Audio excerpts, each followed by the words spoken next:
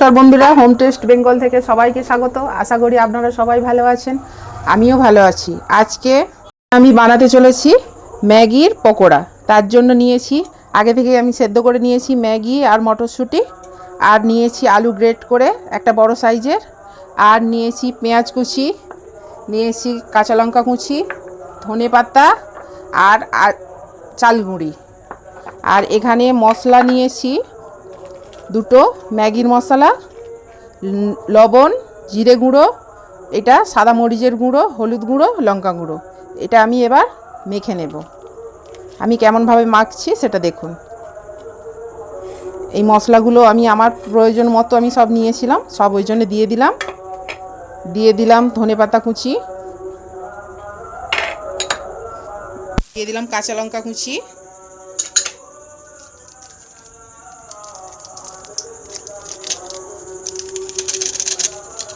দিয়ে দিলাম ম্যাগি মশলা,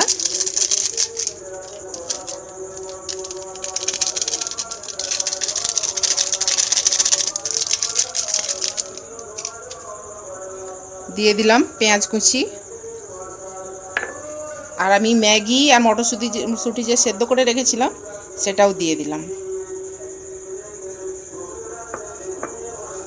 এবার এটা আলতু হাতে সব মেখে নিতে হবে। অল্প পরিমাণে চালের গুঁড়ো, এটা চিট হওয়ার জন্যে। হালকা একটু জলও লাগবে,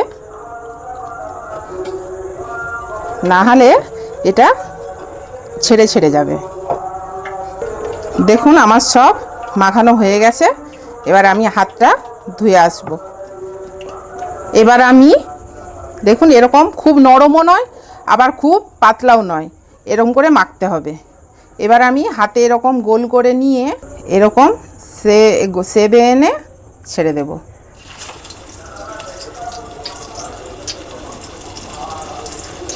আমি আগে থেকেই গ্যাসটা জ্বালিয়ে কড়াটা বসিয়ে রেখেছিলাম। এটা একদম ছোট্ট একটা ভিডিও, চটচট করে হয়ে যাবে।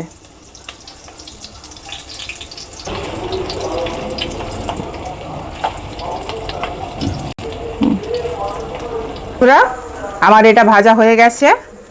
আর এক রকমের আমি ভাজা দেখাবো, এটা আমি তুলে নিচ্ছি। ভাজা একদম সুন্দর। এটা আপনি গোলও করে ভাজতে পারেন, আবার এরকম পেঁয়াজির মতোও ভাজতে পারেন। ঠিক আছে, আমি পেঁয়াজির মতো ভেজেছি। এবার আমি গোল প্রসেসটাও দেখিয়ে দেব।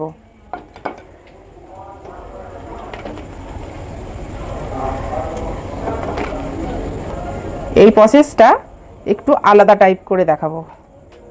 দেখুন, এটা আমি একটা ময়দার বেটার বানিয়েছি। এই যে আমি এটাতে ডুবিয়ে এই গোলগুলো ভাজবো। এই দেখুন,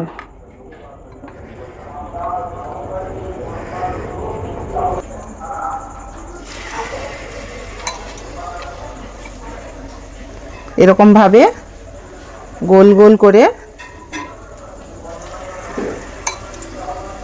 এটাও একই রকম খেতে লাগবে, কিন্তু এটাও ভালো লাগবে, দেখতে সুন্দর লাগবে, মিষ্টির মতো।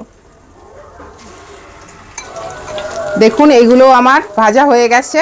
তো এটা ম্যাগির, তো ওই জন্যে উস্কো খুস্কো হয়েছে, মানে গোল হয়নি। এতে ম্যাগি দেওয়া আছে। তো আমি গ্যাসটা অফ করলাম। এবার আমি এগুলো তুলে নেব।